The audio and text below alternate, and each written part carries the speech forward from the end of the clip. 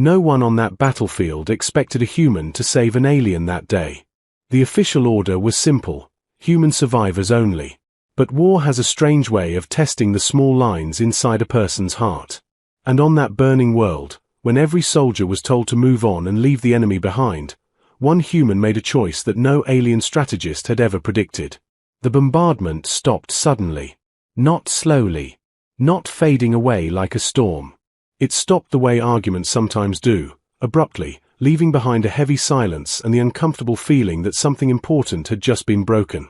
Corporal Nathan Hale lay flat against the shattered hull of a destroyed transport carrier. The metal was still hot from orbital fire, and smoke drifted across the battlefield like ghosts that hadn't decided where to go. A soft tone chimed inside his combat helmet. "Orbital bombardment complete," the implant announced cheerfully. "Congratulations on surviving another engagement." Nathan groaned quietly. "You really need better timing." Around him, the battlefield began to breathe again.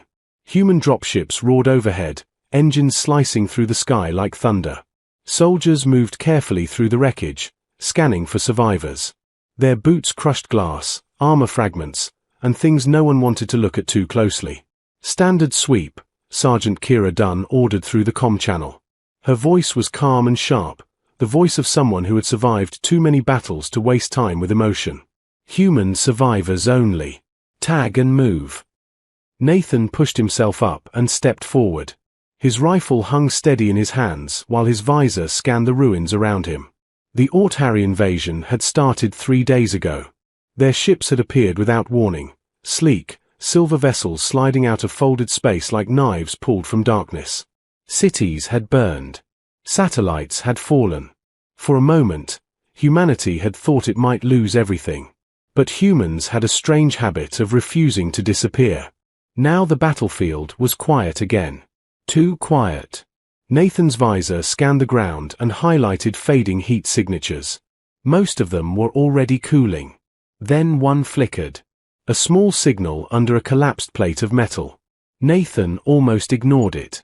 Orders were clear. Human survivors only. But the signal kept blinking on his visor. Weak. Fading. Stubborn. He sighed and stepped closer. The metal slab had crushed something beneath it. Nathan crouched and activated the servos in his armored sleeve. The motors whined softly as he lifted the heavy plate just enough to see what was underneath. He froze.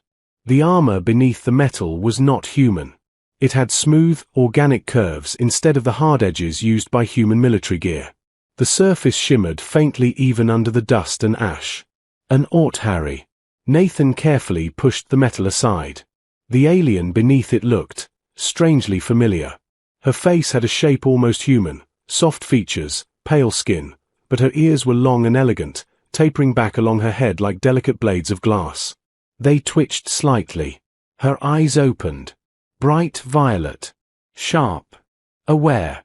Nathan's visor instantly flashed a red warning symbol. Threat assessment.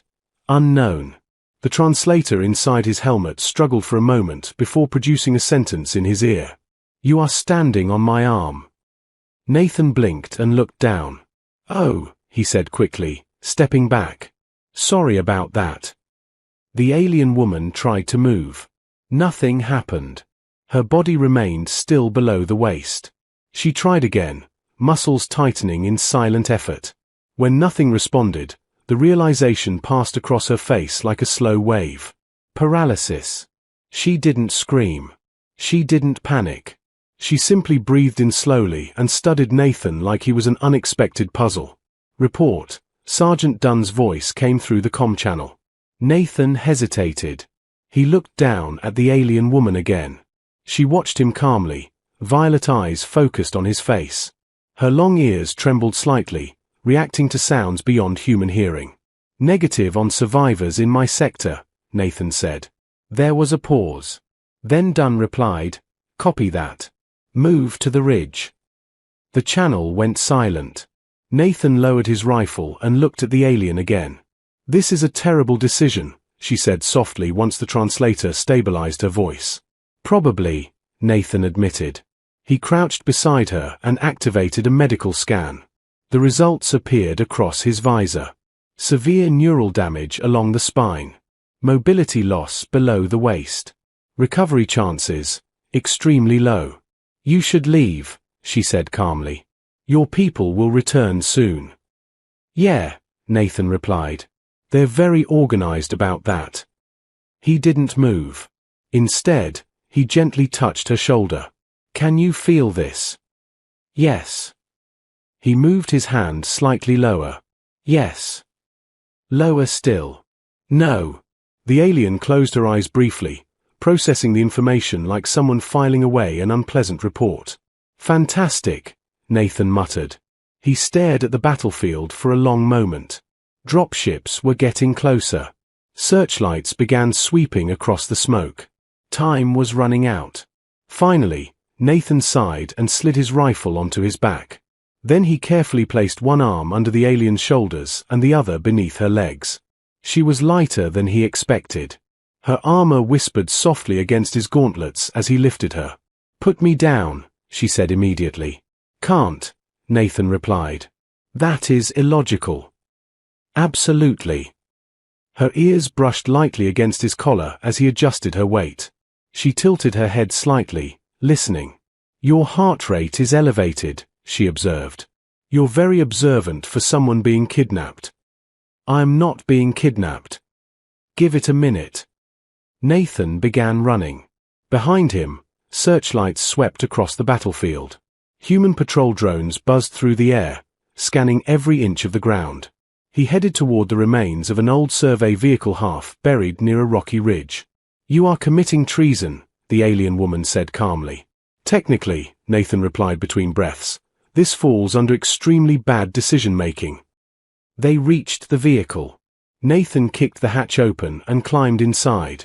Ancient circuits flickered weakly as emergency power returned. For a moment, the alien studied him silently. Then she asked the question every logical being in the galaxy would ask. Why? Nathan paused. There were many answers. Orders. War. Politics. But none of those felt right. Finally he shrugged. Because leaving you there would make me the kind of person I'm trying not to be. The alien watched him carefully. That, she said quietly, is not a rational explanation. Nathan smiled faintly. Welcome to humanity. Outside, searchlights swept closer, and somewhere above the clouds, the ships of two civilizations prepared for the next phase of a war that neither of them truly understood. But the strangest part of that war had already begun. Because one human soldier had just saved the wrong alien, and the entire galaxy was about to learn why that was a mistake. Outside the broken survey vehicle, the battlefield was slowly coming back to life. Searchlights swept across the hills like white spears cutting through the smoke. Human patrol drones hovered in the air, scanning every piece of metal and every body left behind. Inside the small vehicle, Corporal Nathan Hale sealed the hatch and leaned against the wall, breathing heavily. The ancient machine hummed quietly as its old systems tried to remember what they were designed to do. The alien woman lay carefully on the narrow bench. For a moment, neither of them spoke. Nathan checked the scanner on his wrist display again. The neural damage along her spine still flashed in warning colors. He rubbed his forehead under the helmet. This day just keeps getting better, he muttered. The alien woman watched him quietly. Her long silver ears moved slightly, adjusting to the sounds around them. Even injured, she looked calm, almost curious. You understand what you have done, she said. Yeah, Nathan replied. I broke about 14 military laws. At least. Good to know you're keeping count. He opened a small emergency medical kit and pulled out a thin diagnostic patch. I'm going to try something, he said. You cannot repair Authari neural structures with human equipment. Probably not. Nathan pressed the patch carefully against the base of her neck. The device beeped once, then began scanning. The alien woman watched him again, studying every movement like she was trying to understand how human minds worked. Your species is strange, she said. That's the nicest thing anyone's said to me all week. She ignored the joke. Authari strategy predicted that humans would leave enemy casualties behind. Your commanders emphasize efficiency and survival probability. Sounds about right. Then why did you stay? Nathan leaned back against the wall. Honestly. Yes. I'm bad at following instructions. For the first time, the alien woman looked slightly amused, but her expression faded quickly. You should have left me, she said quietly. Nathan looked up. Why? Her violet eyes darkened. Because I am not simply a soldier. Nathan slowly turned toward her. That sounds important. It is. The scanner suddenly beeped again. Nathan looked down at the display. Then he frowned. That's weird. What is? Your nervous system. She tilted her head slightly. What about it? Nathan rotated the display so she could see it. The neural map glowing on the screen was far more complex than any human nervous system. Layers of signal pathways twisted through her spine like glowing threads of light. This isn't normal biology, Nathan said slowly. She remained silent. Nathan looked at her again. What exactly are you? She hesitated. For the first time since he found her, real uncertainty appeared on her face. Then she spoke quietly. I am a navigator. Nathan blinked. A pilot? No. Her ears lowered slightly. Something much more valuable. Before Nathan could ask another question, his implant suddenly flashed a warning. Incoming signal detected. Human frequency. Nathan froze. A voice filled his helmet. Corporal Hale, report your position. It was Sergeant Dunn. Nathan's heart rate jumped instantly. The alien woman noticed. They have found you, she said calmly. Not yet, Nathan replied. But the signal locator on his screen told a different story. Human patrol units were scanning the entire battlefield. They would reach the ridge soon. Very soon. Nathan lowered his voice. I need to know something, he said. The alien woman watched him carefully. Ask. Why were you here? She looked toward the sealed hatch. For a moment she seemed to be listening to something distant. Then she spoke quietly. The Authari fleet did not come here for conquest. Nathan frowned. Your ships destroyed 3 cities. Yes. That usually counts as conquest. She shook her head slowly. That was not the primary mission. Nathan stared at her. Then what was? The alien woman hesitated. When she spoke again, her voice was lower. We came because something in your star system should not exist. Nathan felt a cold sensation run through him. What do you mean? Before she could answer, a bright beam of light swept across the outside of the vehicle. Nathan instantly killed the internal lights. Both of them froze. Heavy footsteps crunched over the debris outside. Human soldiers. Nathan held his breath. The searchlight paused. Then moved on. The footsteps faded. After several long seconds, Nathan slowly exhaled. That was close. The alien woman was watching him again. You risk everything for someone your people consider an enemy. Nathan shrugged. Humans are complicated. She studied him for a moment. Then she said something that made Nathan's stomach tighten. If the Authari fleet finds me, they will destroy this planet. Nathan looked up slowly. I'm sorry, what? I carry information that cannot fall into enemy hands. Enemy hands meaning humans. Yes. Nathan rubbed his face. Fantastic. I rescue the one alien who comes with a planetary self-destruct warning. Her expression remained serious. You do not understand the situation. Then explain it. She looked down at her unmoving legs. The Authari are not the only civilization that fears what is hidden in your system. Nathan felt the silence grow heavy again. What exactly is hidden here? The alien woman looked directly into his eyes. Something ancient. Nathan frowned. Ancient how? She answered with a single quiet sentence. Older than both our species. Outside the vehicle, The rumble of engines suddenly echoed across the battlefield. Nathan checked his scanner again. This time the warning symbols were bright red. Multiple incoming ships. But they weren't human. The alien woman closed her eyes briefly. "They have arrived," she whispered. Nathan looked toward the sky. "What have?" Her violet eyes opened again. "The ones we were trying to stop." And for the first time since the battle ended, Nathan Hale realized that the war between humans and the Authari might only be the beginning. Something else was coming. Something far older. And somehow, a single injured alien woman and one stubborn human soldier were now standing directly in its path. The sky above the battlefield changed. At first, Nathan Hale thought it was just more smoke drifting across the clouds. But then the stars themselves seemed to bend, like light being pulled into something invisible. A second later, the sky tore open.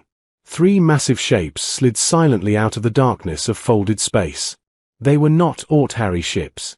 And they were definitely not human. Nathan stared at the scanner on his wrist. The device couldn't even classify them. Unknown energy signatures flooded the display, so intense the system struggled to stay online. Beside him, the alien woman went very still. Her ears flattened against her head. "That is not possible," she whispered. Nathan glanced at her. "You seem pretty calm for someone who just predicted alien apocalypse." She did not respond. Her eyes were locked on the sky beyond the broken hatch window. "Those ships," she said slowly, "were supposed to remain dormant." Nathan blinked. "Dormant?" "Yes." That's not a great word to hear during a surprise invasion. The 3 massive vessels hovered above the planet like silent mountains. They were dark and smooth, shaped like enormous curved blades. No lights. No visible engines. Just silent gravity bending around them. Nathan's implant tried to analyze the signals. Then it gave up completely. "Unknown technology," the system said nervously. "Threat level, undetermined." Nathan sighed. "Of course it is." Outside, human and Authari forces both stopped fighting. Dropships hovered in the air, confused. Even the patrol drones paused their scanning. Because every soldier on that battlefield could see the same terrifying truth. Something bigger had arrived. The alien woman slowly turned her head toward Nathan. "You must listen carefully." "I'm listening." "Those ships belong to the Karath." Nathan frowned. "Never heard of them." "You were not meant to." Her voice became quieter. "They are not an empire. They are not explorers. They are not conquerors." "Then what are they?" She hesitated. Then she answered. "They are custodians." Nathan raised an eyebrow. "That sounds polite." "It is not." She gestured weakly toward the sky. "The Karath do not rule civilizations." "What do they do?" "They erase them." Nathan stared at her. "Come again." The Karath monitor the galaxy for technological species that grow too quickly or discover knowledge that could destabilize the balance of space. Nathan slowly understood. They wipe out civilizations. Yes. And now they're here. Her violet eyes looked directly into his. Yes. Nathan leaned back and ran a hand over his helmet. "Okay. That's new." The alien woman studied him carefully. "You are not reacting the way most species would." Nathan shrugged. "What's the point of panicking? The Karath have destroyed hundreds of civilizations. Then they're overdue for a bad day." She blinked. "You believe you can fight them?" Nathan looked at the scanner again. Human fleets were gathering in orbit now. Authari ships too. 2 enemies suddenly sharing the same sky. "No," Nathan said honestly. "We can't fight them." For a moment the alien woman looked relieved. Then Nathan added something else. "But humans are very good at annoying things stronger than us." She stared at him. "That is not a strategy." Nathan smiled slightly. "Actually, it kind of is." Suddenly the damaged survey vehicle came alive. Its old console flickered, projecting a weak holographic interface. Nathan frowned. That shouldn't be happening.